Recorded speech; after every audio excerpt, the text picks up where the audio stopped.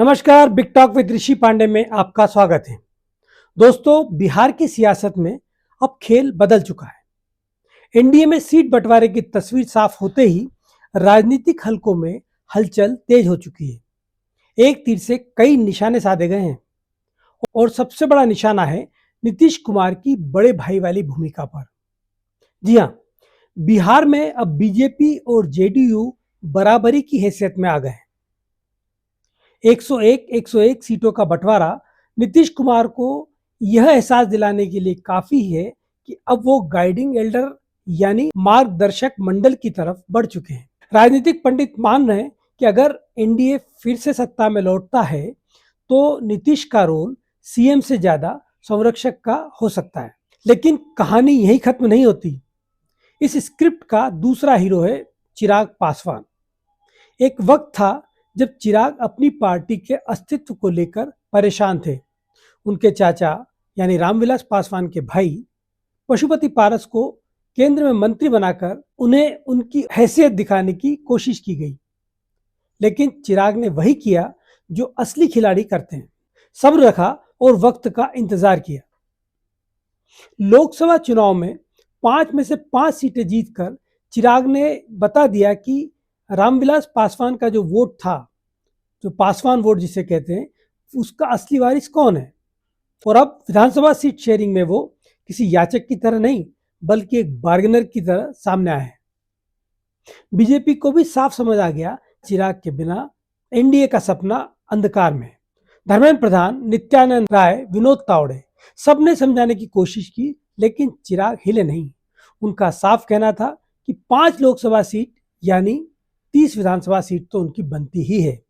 BJP के सामने 2 ही रास्ते थे, या तो चिराग को सम्मान दो या फिर उन्हें गठबंधन से बाहर जाने का खतरा मोल लो। बीजेपी ने समझदारी दिखाई और चिराग को अपने साथ रखा। अब बात करते हैं छोटे खिलाड़ियों की, जीतन राम मांझी और उपेंद्र कुशवाहा की। मांझी बोले थे, दे दो केवल 15 ग्राम, रखो अपनी धरती तमाम। बीजेपी ने उन्हें दी सिर्फ 6 सीटें। अब मांझी के पास विकल्प था, या तो नाव डुबा दो या चुपचाप किनारे लग जाओ। उन्होंने किनारा चुन लिया। बीजेपी ने यहां भी 2 मैसेज देने का काम किया। पहला, एनडीए एकजुट है, और दूसरा, दलित वोट पूरी तरह से उनके साथ है। अब आते हैं उपेंद्र कुशवाहा पर।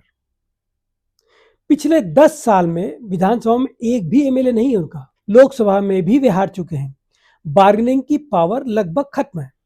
बीजेपी ने साफ कह दिया, राज्यसभा भेज दिया, अब 6 सीट में अपना परिवार सेट कर लो। कुशवाहा मान गए, क्योंकि चुनौती देने की उनकी ताकत अभी नहीं है।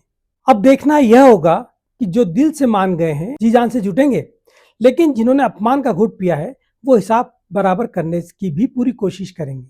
यही बिहार की राजनीति है, जहां दोस्ती भी तात्कालिक होती है और नाराजगी भी राजनीतिक। तो दोस्तों, सीट बंटवारा तो बस शुरुआत है। असली लड़ाई नवंबर 2025 के नतीजों के बाद तय होगी। कौन राजा बनेगा और कौन मार्गदर्शक मंडल में जाएगा। आपको क्या लगता है, बिहार में इस बार असली मास्टर स्ट्रोक किसने खेला, बीजेपी ने या चिराग पासवान ने? कमेंट में अपनी राय जरूर बताइएगा।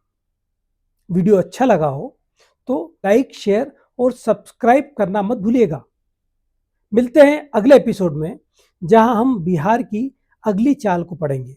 तब तक के लिए आज्ञा दीजिए। नमस्कार।